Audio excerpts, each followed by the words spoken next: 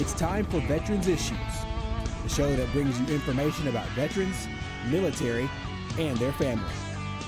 Now here's your host, Ken Rollins. Thank you for that intro there, Gerhard, and we are brought to you by the Red, White, and Blue. Today's show is my guest is going to be yours truly, because we're going to talk about some in-depth stuff on veterans. So get you a pen, be right back. Welcome back to Veterans Issues. I'm still Ken Rollins, and today's show is going to be about in-depth issues that we don't get to talk about when we have a guest on here. So get you a pen and let's talk about some things that we need to discuss in full depth. So here we go. Well, first of all, I just got back from the Vietnam Veterans of America Convention down in New Orleans, and let's just say it was real. Enjoyed the trip, except for the Vietnam Veterans of America is looking at what do we do with our legacy. Once we've all gone, there'll be no Vietnam Veterans of America. So that was a kind of a depressing thing, but we've been talking about it for a few years. But once our last Vietnam veteran is gone, there'll be no Vietnam Veterans of America. So it's something that we have to, that put a little damper on our convention, if you will. But really enjoyed seeing all the fellows there and ladies. The Senate Bill 315 that Senator Dial issued, it dealt with the GI Bill, our Alabama GI Bill. The Alabama GI Bill is one of the best in the United States, and it had where if you joined the military or entered the military in the state of Alabama, you was eligible for 4 years of college and tuition for your children, and that's been quite a deal. It's also quite expensive. Well, this last session, they cut us back on our funds and the Education Trust Fund, and we were not able to continue paying at the 20% rate. So the bill that Senator Dial issued and was passed, SB 315, raised the disability from 20% to 40%. Now, what I wanted to explain to you is a lot of people are aware of that, but what they're worried that's going to affect them if they got a child in school right now. No, this is grandfathered, they're okay. But in the future, any kids that enter now, and it's going to really affect the Afghanistan and Iraq veterans, because if you do have 20%, you're not going to get that free college and tuition fee, and that's a shame.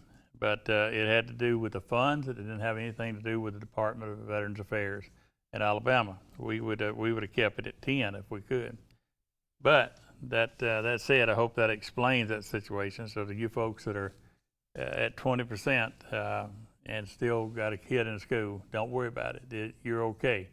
But if you start to put somebody in school in the future, you need to look into that. Now, I always talk about the choice card. I try to. Most time I'm in such a rush to get the guest time in here. The choice card is a valuable item for a veteran. And if you're drawing any kind of disability, you need to have a choice card.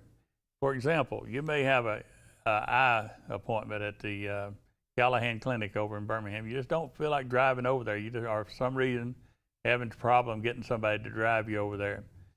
If you had a choice card, you can call the choice people there in Birmingham. Just call 205-933-8101 and push the one for the operator and ask the operator for the choice program. And if you get someone on and say, I can't drive to Birmingham for my eye appointment.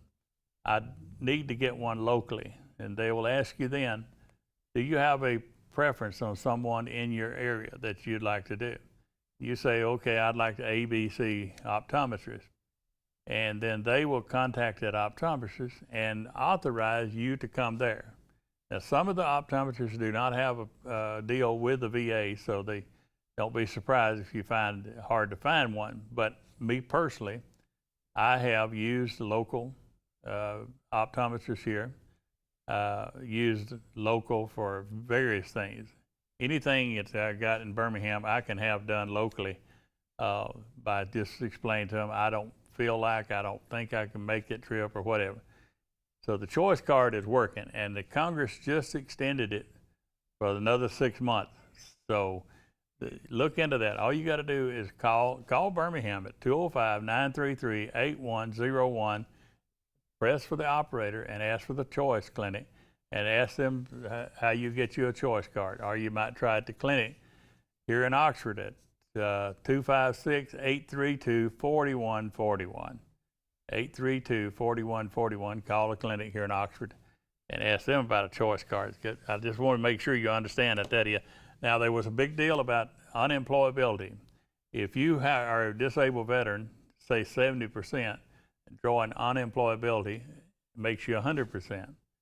There was a bill that was going to be introduced that would do away with that. It was like, if you're elderly over 65 and you have unemployability, you're not going to be working anyhow the way the secretary had figured it. And so he was going to have it done away with. And so that didn't float. The Vietnam Veterans of America, the VFW, the American Legion went before the Congress and got that knocked down. So there was a lot of publicity about it. A lot of people were looking at losing their disability because of the unemployability issue. So you don't have to worry about that. Let's see where we are. What we got? Yeah, I should have showed you my driver's license, but on my driver's license, the bottom right-hand side has the word veteran on it. And you can have that too if you take your DD-214 where you get your license, and to have the word veteran put on your driver's license. You can use that for veterans discount. Different places like Lowe's and all those places, they recognize that on your. I don't know how much time we got, but let's see.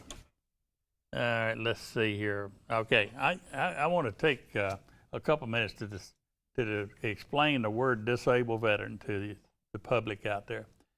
And I feel like Ron White with the public.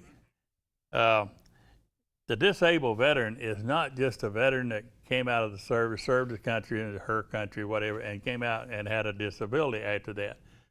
Sometimes that's true, but it has to be service connected.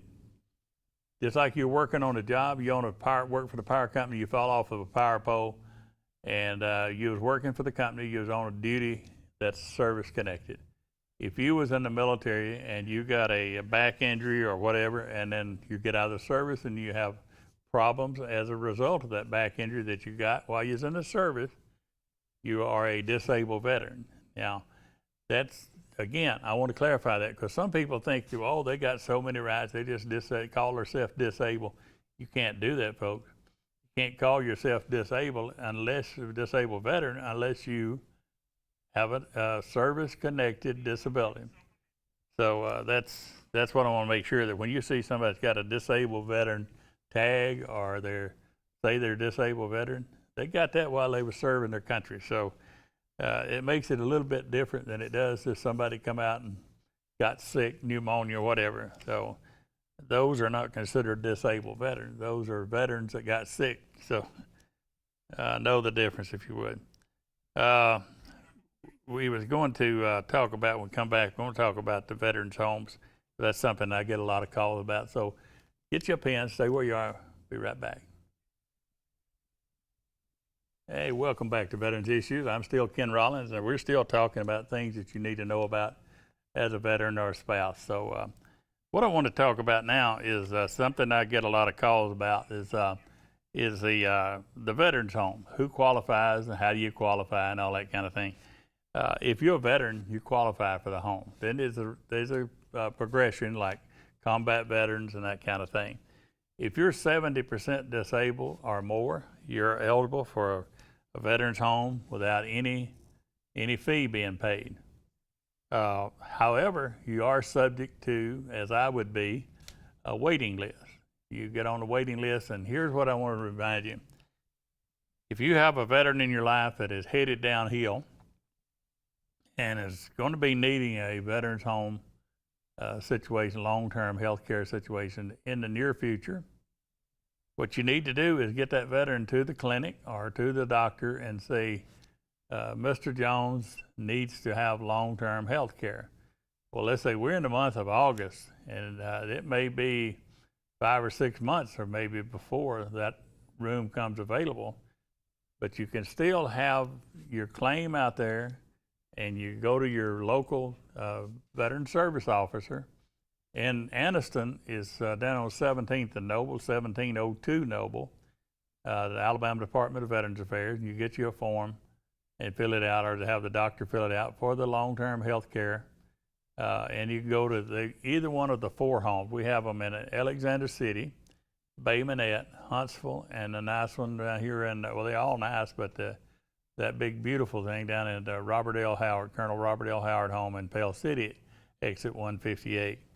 So those are, if you don't wait to the last minute, if you see that person going downhill, is falling, memory problems, onset dementia, that's the time to start looking at down the road. And even if you don't go in the home, at least you got the prescription from the doctor saying you need to be. And when that time comes, and let me tell you this too, we've got like an assisted living in Pell City. It's called a domiciliary, but you can go in there and you can come home on the weekend or whatever, go and come as you please, and then later be moved over into the long-term health care.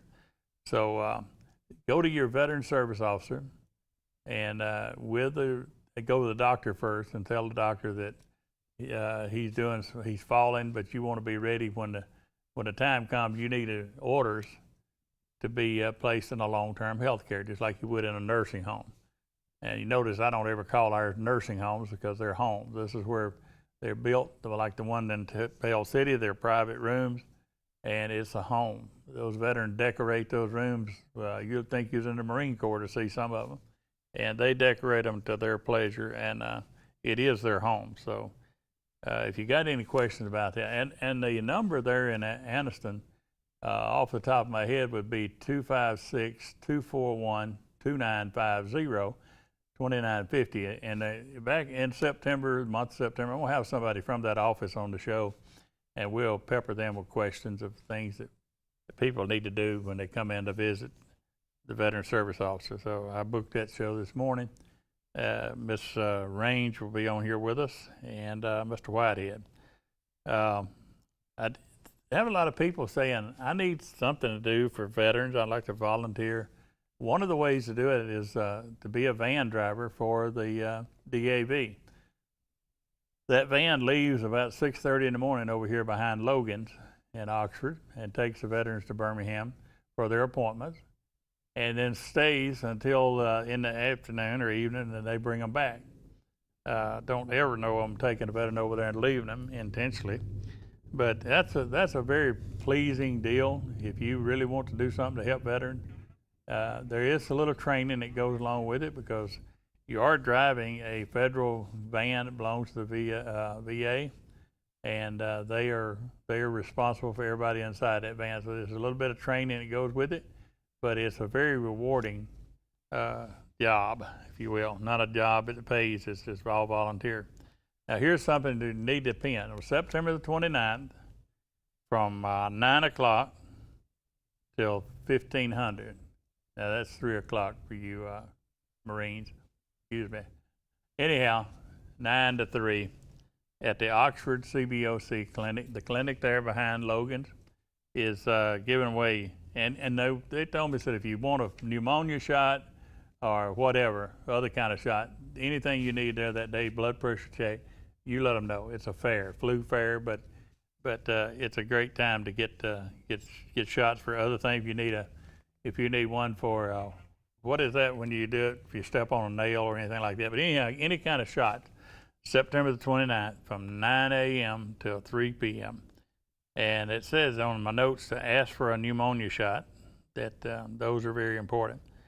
And I have a wheelchair now that's extra, that if somebody out there knows of a veteran that needs one, to ride up down the street or go to their mailbox and just give me a call, 256-831-2838, and I'll get it to them. It's no cost. It's just, but it don't have the hauler, so that's the problem, getting it from one place to the next. But it will work to get you around to the little things you need to do. Now, the honor flight that we just had, a lot of great stories out of that. I would at this, we're talking about the honor flight. we can't talk about it without Colonel Denny, Joel Denny. I was down there at the Civic Center the night that they saw the veterans off to the honor flight, and I listened to his speech he gave them. And the one thing that stood out to me was when he said, "We're not going to use the word just, J-U-S-T." And all you veterans out there, listen to this. He says, "I don't want to hear you say I was just in transportation. I was just in as a medic. I was just in as a cook." It takes all that to make an army. You know that. I know that. So he forbid them to use the word just. I think that's a great thing we could all do. I'll ask all the veterans out there to take that out of your vocabulary. You was not just in transportation. You was not just in anything. You was where the military sent you, and your work was just as important as the guy that was out there throwing grenades or whatever. So that was in honor of Colonel Denny. We just lost last week. He was my commander, but more than that, he was my friend. And America has lost a great man in Colonel Joel Denny, and he's really going to be missed down here. Let's see. I want to remind everybody about the prepaid funerals. That's one of the things that I'm finding a lot of people are passing and they don't have burial expenses. So talk to your local funeral home and set up a deal where you can pay so much a month and have the best gift that you can give your family is to show them a certificate showing that you have a burial policy somewhere, and don't put that big burden of all those expenses on your family. That's a very hurtful thing. While they're grieving and it's trying to raise the money to bury you, one of those things that should happen, but the other one should not. So, but I want to say this in this last minute. I just got a message yesterday that this is up again. It was proposed a while back. Up in the city of Piedmont, they got a beautiful Veterans Park up there, a beautiful Veterans Park. And they have ceremonies up there. And they're talking about now putting a skating park in there. Now, what that does is put a lot of fast-moving young fellows and girls in there skating while you're having a memorial service and whatever. And just think about this. Taps is playing, and here comes somebody by on a skateboard. So Piedmont, rethink that up there, if you will, and think about the veterans that gave their lives and all that. And so it's an honorable thing to do, to back away from that skateboard thing. And we're going to talk about that more in a few weeks. So I appreciate you tuning in this week, and we'll come back. We got a lot of news that you can use, so stay right there. Get that pen. Welcome back to Veterans Issues. Still Ken Rollins here. And we got a few things we need to talk to you about in our news that you can use. And I hope you got that information about up there in Piedmont. The folks in Piedmont are better people than that. They're well known as a very patriotic. I grew up in Hoax Bluff and spent a lot of time in Piedmont. I know what the patriotism is up there. So we can find another place for that skate park. I'm going to tell you something. If you go up to the Anniston Centennial Memorial Park, you'll see a big chunk missing out of the Vietnam Memorial up there. That black granite comes from Zimbabwe, Africa. And a skateboard got loose and knocked that chunk out of there. There's no way to replace that panel that weighs 2,500 pounds and is engraved on both sides, 6 inches thick. But they didn't mean to do it, but that's what skateboards do. And on top of that, they would skate along the bottom of it. So that's just so wrong what you're going to do up there at Piedmont. Just move the skate. They got several places for the skating park, but don't bow to the politically correct thing to do and put a skateboard park in there. Think about the honor of having that memorial up there, the Memorial Park, Veterans Park. Okay, here's the reason I want you to have the pen is this VA hotline. I'm going to give it to you every week that I can remember. 855-948-2311. That's 855-948-2311. That's a VA hotline at the White House. And the president has established that line to take care of VA business. But it's also can be used, remember that number, have it wrote down somewhere. That's a number if you know someone that's suicidal. That's a number to call. There is another one for the suicide line. And while I'm thinking about that, I had Matt Bine on here last week and he was talking about the 22 veterans. That 22 veterans that we lose every day. I think about that just about every night. That before I lay my head on the pillow, 22 veterans have killed themselves. Now, there's a reason for that. Economics have a lot to do with it.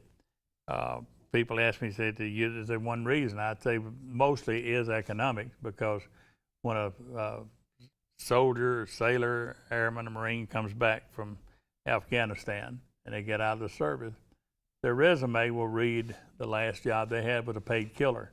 Well, there's no jobs out there available for paid killers, so they end up out there in the workforce trying to find a job to take care of 3 kids, and they're 23, 24 years old trying to find that, and they can't do it, so they become losers in their own minds. And so economics has a lot to do with it. So, and I'd suggest that you look at hiring veterans. Alabama has an incentive program. They pay up to $3,500 for hiring a veteran.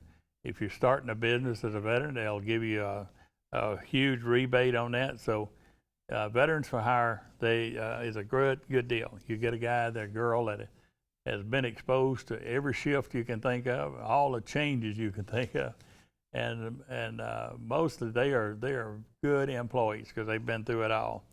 As I said before, we are building the Firefighters Memorial, official Firefighters Memorial for the state of Alabama, in Centennial Memorial Park. Going to have a meeting next week and see when that's going to start.